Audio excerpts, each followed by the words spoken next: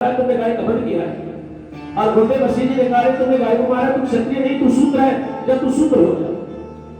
अब तक गुरुदेव वशिष्ठ ने श्राप दे दिया और लेकिन इन्होंने अपनी कोई सफाई नहीं की। गुरुदेव मुझसे गलती हुई है, अंतकाता दिखाई नहीं दे, मैं जानते नहीं किया है, लेकिन इन्होंने कोई सफाई नहीं किया और अपने गुरुदेव के श्राप को अंजलि बांध के स्वीकार कर लिया, वन में चले गए और इन्होंने भगवान की तपस्या किया है, अंत में भगवान के धाम को चले गए। आगे श्री सुखदेव जी ने कहा परीक्षित, शर्याती वेदों के बड़े निष्ठावान हैं और शर्याती की कन्या का नाम है सुकन्या और सुकन्या का विवाह चवन ऋषि के साथ में हुआ है। आगे श्री सुखदेव जी ने कहा परीक्षित, नभा का पुत्र है नाभाग और इन्हीं नाभाग के पुत्र महाराज अम्बरीषी हुए। महाराज अम्बरीषी चक्रवर्ती सम्राट है और उनके पास में ऐसी लक्ष्मी है, ऐसी लक्ष्मी तो आज तक किसी के पास हुई नहीं है। और श्री सुखदेव जी ने कहा परीक्षित, अम्बरीशो महाभाग सप्तद्वीपवती महिम। अम्बरीश महाराज सप्तद्वीपवती के राजा थे, चक्रवर्ती सम्राट है। जहां से सूर्योदय होता है, कहां अस्त होता है, सारे संसार में अम्बरीश जी का राज्य है। और अभ्यराम चैसीरम लवरा विमलम चातुरम भूमि। अम्बरीश जी महाराज के पास में ऐसी लक्ष्मी है जो खर्च करने पे भी खर्च नहीं होती।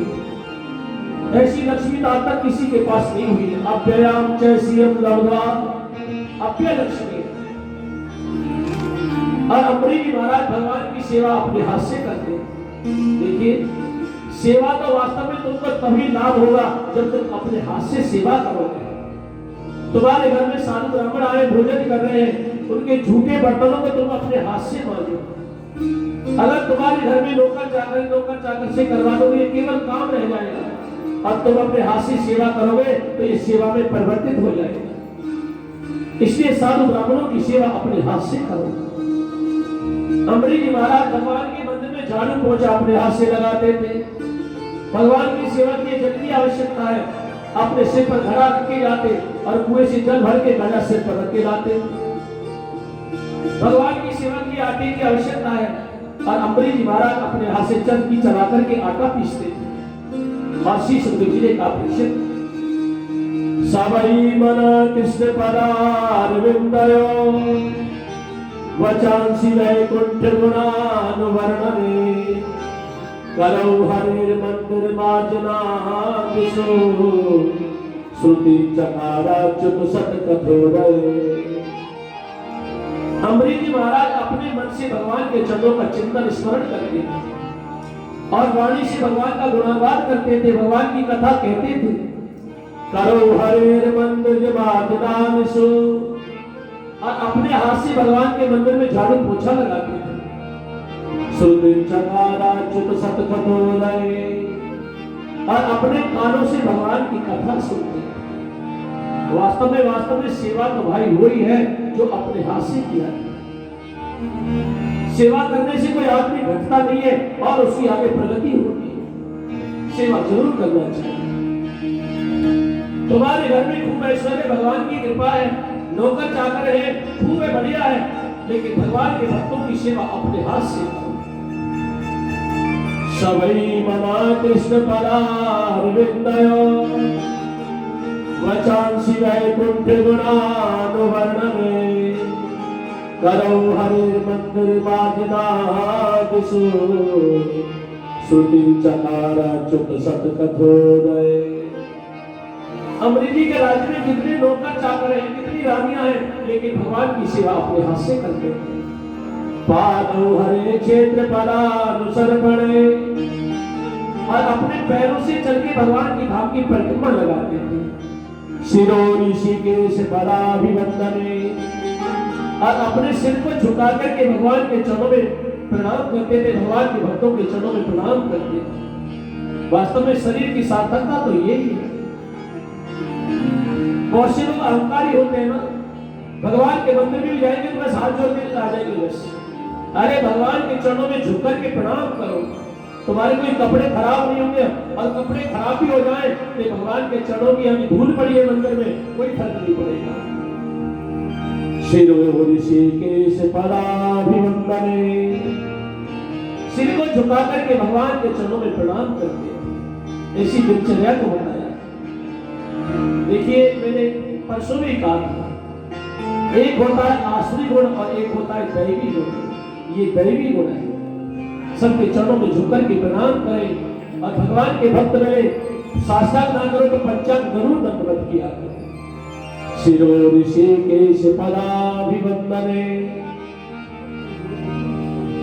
अमरीश जी महाराज हमेशा भगवान से यही प्रार्थना करते थे, हे प्रभु मेरा तन मन आपके चरणों में हमेशा लगा रहे और मैं आपकी लीलाओं को रात दिन गाता रहूं और मुझको कोई किसी चीज की आवश्यकता नहीं है, बस मुझको यही सुख मिलता रहे, मैं आपकी लीलाओं का हमेशा गान करता रहूं और मेरा मन आपके चरणों में हमेशा एक भ्रमर की तरह से रमण करता रहे। जैसे भ्रमर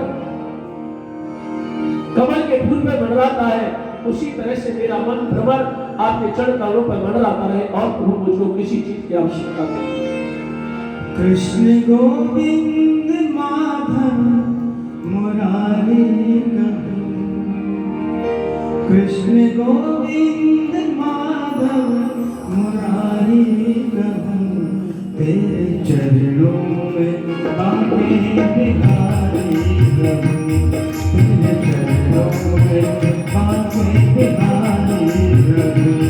कृष्ण गोविंद माधव मुरारी कहूं, कृष्ण गोविंद माधव मुरारी कहूं, तेरे चरणों में बांके बिहारी कहूं, तेरे चरणों में बांके बिहारी कहूं। कृष्ण गोविंद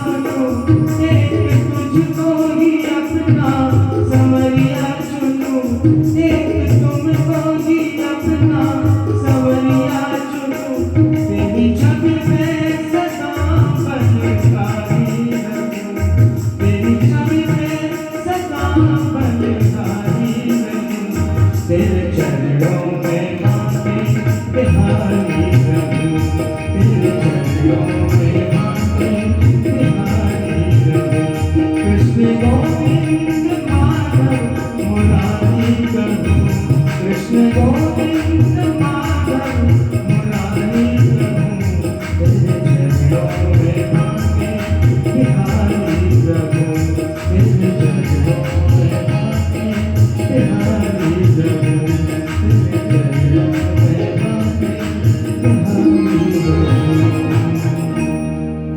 आगे श्री सुखदेव जी ने कहा, परीक्षित अम्बरीश जी महाराज की बहुत सी रानियां थी और सभी रानियां अम्बरीश जी से बिल्कुल जरा भी कम नहीं है, उनके बराबर स्तर की है।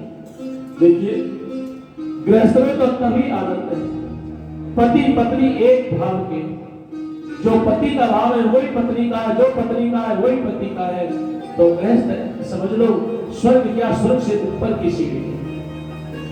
और जिनके घर में पति का मन अलग है, उसका अलग है, उसकी पसंद अलग है, उसकी अलग है, जरा जरा बात पर लड़ाई हो जाती है। हाँ? एक बार एक पति को तो पसंद था बेगन और पत्नी को पसंद थी भिंडी, इसी में लड़ाई हो जाती थी। बताओ ये कोई बात है?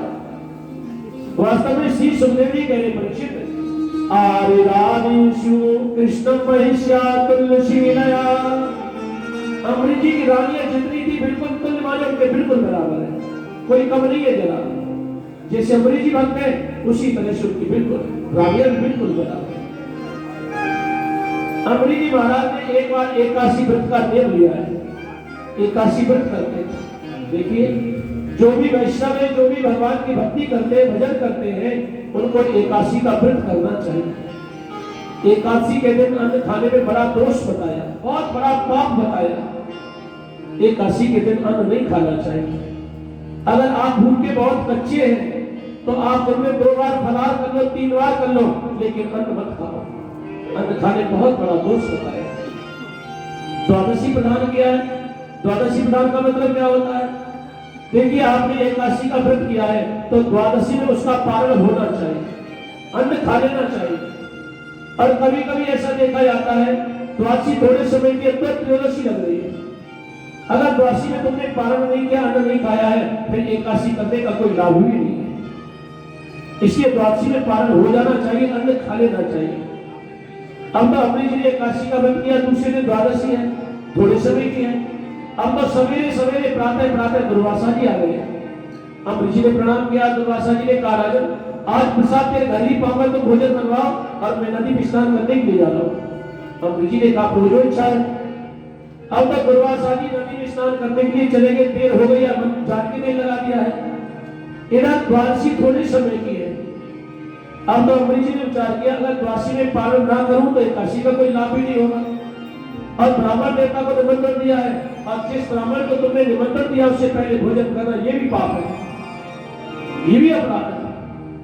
अब तो क्या करना चाहिए? अम्बरीश जी के मन में बहुत चिंता हुई है। उसी समय ब्राह्मणों से सवाल किया, ब्राह्मणों ने कहा राजन आप एक तुलसी का पत्ता ले ले मुख में और जल पी ले, एकादशी का पारण भी हो जाएगा और अन्न भी खाना भी नहीं है। अब अम्बरीश जी को ये बात बहुत अच्छी लगी है। अम्बरीश जी ने अपने मुख में तुलसी का पत्ता लिया है और जल पीने को तैयार हुए, उसी बीच में दुर्वासा जी आ गए।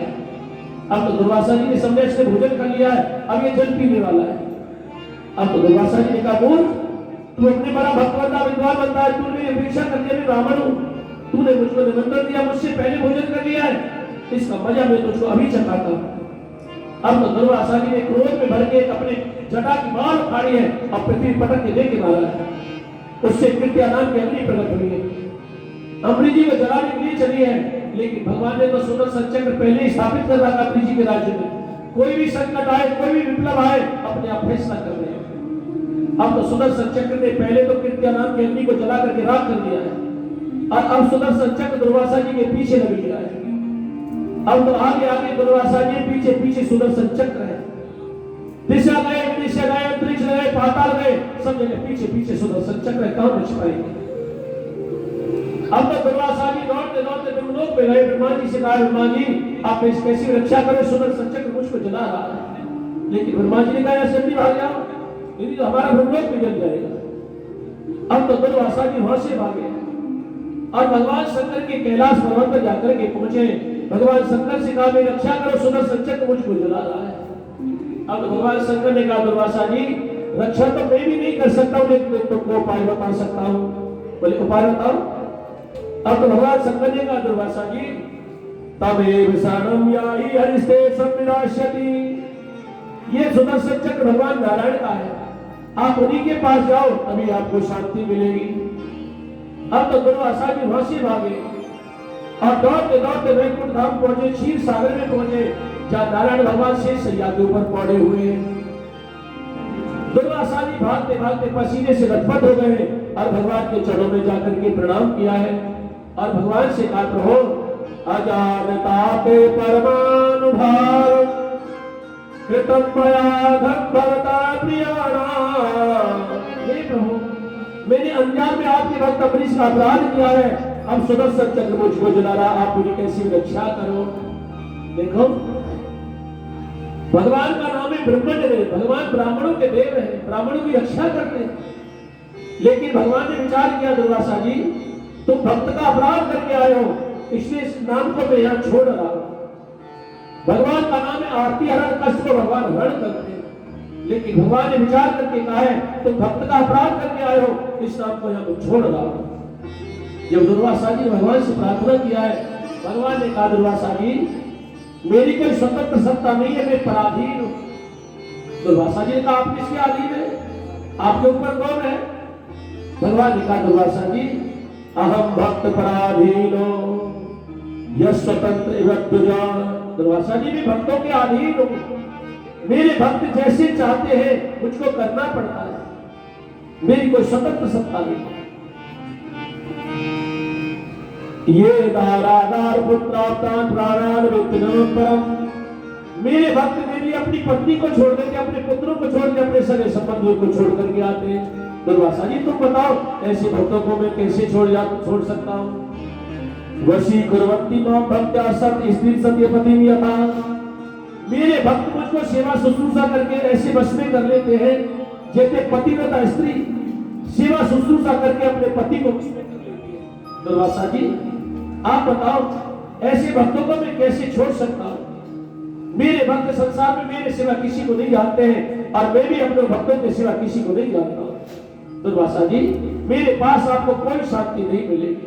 और भगवान ने कहा, दुर्वासा जी ब्रह्मण तदगच्छ भद्रम ते नाभाग तदयम नृपम क्षमापय तथा क्षमापय महाभागम तथा शांति भविष्यति। अगर दुर्वासा जी आपको शांति चाहिए तो आप उन्हीं नाभाग के पुत्र अम्बरीश के पास जाओ, आपको वो क्षमा कर देंगे, तभी आपको शांति मिलेगी। मेरे पास कोई शांति नहीं है। अब तो भगवान ने भी कोरा जवाब दे दिया है। अब तो दुर्वासा जी वहां से भागे और दौड़ करके अम्बरीश जी के पास आए। दुर्वासा जी जब से भाग के गए थे और लौट करके आए, 1 साल का समय व्यतीत हो गया है और अम्बरीश जी उसी दरवाजे पे खड़े, ना अम्बरीश जी ने जल पिया है ना कुछ खाया है और ये सोचते मेरे कारण ब्राह्मण देवता के सामने कितनी बड़ी विपत्ति आई है। अब तो दुर्वासा जी आए हैं और दुर्वासा जी जैसे अम्बरीश जी के चरणों में गिरने वाले थे, अम्बरीश जी ने पकड़कर उनको अपने हृदय से लगा लिया है और दुर्वासा जी ने कहा, राजन आप मेरी रक्षा करें, सुदर्शन चक्र मुझको जला रहा है, आप मेरी कैसी भी प्राण रक्षा करें। जब दुर्वासा जी ने ये कहा है, अब तो अम्बरीश जी ने कहा, हे सुदर्शन चक्र आप सारे संसार के साक्षी हैं, सारे संसार के गवाह हैं, मेरी और मेरे परिवार वालों की ब्राह्मण देवता के अलावा संसार में कहीं प्रेम नहीं है, कहीं श्रद्धा नहीं है, आप इनको विगत कर दें, इनका कष्ट दूर हो जाए। जब अम्बरीश जी ने ये कहा है, अब तो सुदर्शन चक्र उसी समय अपनी जगह पे चला गया है और दुर्वासा जी की जलन मिट गई है। अब तो दुर्वासा जी ने मुक्त कंठ से अम्बरीश जी की प्रशंसा किया है और दुर्वासा जी ने कहा, अहो अनंत दासानाम महत्वम दृष्टमद्य में, आज मैंने भगवान के भक्तों की महिमा देखी है। केतालसोपी यमराजन मंगलामी समीहसे, जिनको मैंने मारने का प्रयास किया है और उसके बदले वो मेरी मंगल कामना कर रहे हैं, भगवान के भक्तों की महिमा मैंने आज देखी। जय जयकार किया है, बोलो भक्तवत्सल भगवान की। इसके बाद अम्बरीश जी ने दुर्वासा जी को भोजन कराया। जब दुर्वासा जी ने भोजन कर लिया है, अब दुर्वासा जी ने कहा, राजन अब आप प्रसाद पाओ। उसके बाद अम्बरीश जी ने प्रसाद पाया और इसके बाद दुर्वासा जी ने अम्बरीश जी को बहुत आशीर्वाद देकर के विदा हो गए। देखिए इस कथा से क्या शिक्षा मिलती है। अगर तुम लोग कभी भगवान के भक्तों का सम्मान ना कर सको तो कोई बात नहीं है, लेकिन उनका कभी अपमान भी मत करना। भगवान के भक्तों का कभी अपमान मत करना, नहीं तो भगवान कभी सहन नहीं कर पाएंगे। चाहे भगवान को तुम रोज गाली दो, भगवान का रोज अपमान करो, लेकिन भगवान सहन कर लेंगे। और भगवान के भक्तों का अपराध किया है तो भगवान कभी सहन नहीं करेंगे। गुरुदेव बृहस्पति जी इस बात को देवराज इंद्र से कह रहे हैं, सुन सुरेश रघुनाथ स्वभाव, निज अपराध रिसाई न काहू। ये देवराज इंद्र, भगवान का स्वभाव है, भगवान अपना अपराध करने पर किसी से नाराज नहीं होते, लेकिन जो अपराध भक्त कर करही, राम रोष पावत सो जरही। लेकिन जो भगवान के भक्तों का अपराध करेगा तो भगवान के क्रोध रूपी आग में जलकर के भस्म हो जाएगा। इसलिए भगवान के भक्तों का कभी अपराध नहीं करना चाहिए। आगे श्री सुखदेव जी ने कहा, पृछित अम्बरीश जी के 3 पुत्र हुए जिनके नाम है विरूप, केतुमान और शंभु। विरूप से प्रस्तुत हुआ है और उसका पुत्र हुआ रथी तक। आगे श्री सुखदेव जी ने कहा, पृछित एक बार मनु जी के छींकने पर उनकी नासिका से इक्ष्वाकु नाम का पुत्र हुआ है और इक्ष्वाकु के 100 पुत्र हुए जिनमें सबसे बड़े 3 हैं, विभुक्षी, निमि और दंडक है और विभुक्षी के पुत्र का नाम है पुरंजय। आगे श्री सुखदेव जी ने कहा, पृछित निकम्ब के पुत्र वनास हुए, उसके कृषाद से सेंधित हुए, सेंधित के योगनाश हुआ है और योगनाश एक बार अपनी रानियों को लेकर वन में चले गए, उनके कोई संतान नहीं है। अब तो उन्होंने ऋषियों के द्वारा यज्ञ कराया इंद्र देवता का पुत्र प्राप्ति के लिए। एक बार की बात है, यज्ञशाला में सब सो रहे थे। अब तो रात्रि के समय राजा योगनाश को प्यास लगी है। अब देखा सब सो रहे, जल के लिए किसको जगाए। अब तो उन्होंने देखा है घड़े में सुंदर जल भरा है। अब तो राजा योगनाश उसको उठा करके पी गए। अब तो सवेरा हुआ, ऋषियों ने कहा इस घड़े का जल किसने पिया है? राजा योगनाश ने कहा मैंने पिया है। अब तो ऋषियों ने कहा राजन, इस जल को तो रानी को पिलाना था, जिसके पीने से रानी के पेट में गर्भ आता। अब जो रानी के पेट में गर्भ आता वो तुम्हारे पेट में गर्भ आएगा। अब तो राजा योगनाश के पेट में बालक आया है और जब बालक का जन्म का समय आया है, अब तो ऋषियों ने राजा योगनाश की दाहिनी कुंकू को फाड़ करके बालक को निकाला है, लेकिन ना बालक बना ना राजा बना, भगवान की इच्छा है। अब तो बालक ने जन्म ले लिया, अब तो बालक दूध के लिए रोने लगा, किसका स्तन पिएगा? उसी समय देवराजेंद्र आए और देवराज ने अपनी तंजनी नाम की अंगुली उस बालक के मुख में डाल दिया, अमृतमय अंगुली है, और कहा आम धाता ये मुझको धारण करेगा। इससे आगे चल के उस बच्चे का नाम हुआ मानधाता। मानधाता की पत्नी सचवेंद्र की पुत्री बिंदुमती है और उसकी तरफ से 3 पुत्र पैदा हुए, कुरुकुश, अम्बरीश और योगी मुचकुंद। इनकी 50 बहनें हैं और 50 के साथ में सौरी ऋषि ने विवाह कर लिया है। आगे श्री सुखदेव का पृछित त्रिशंकु के पुत्र है हरिश्चंद्र और हरिश्चंद्र का पुत्र है रोहित और रोहित का पुत्र है हरित। हरित से चंप हुआ, उसी ने चंपापुरी बसाई है और चंप से सुदेव हुआ, उसका पुत्र है विजय। विजय का पुत्र है भरत, भरत का पुत्र है वृत और वृत का पुत्र है बाहु। एक बार राजा बाहु को शत्रुओं ने युद्ध में परास्त कर दिया है, उनका सारी संपत्ति छीन लिया है। अब तो राजा बाहु अपनी रानियों को लेकर के वन में चले गए और अब तो ना तो रानी बनी ना बालक बना है। गणेश सैतन इति सगर, संस्कृत में जहर को कहते हैं गर। गर की जहर की गर्मी के साथ एक बालक का जन्म हुआ है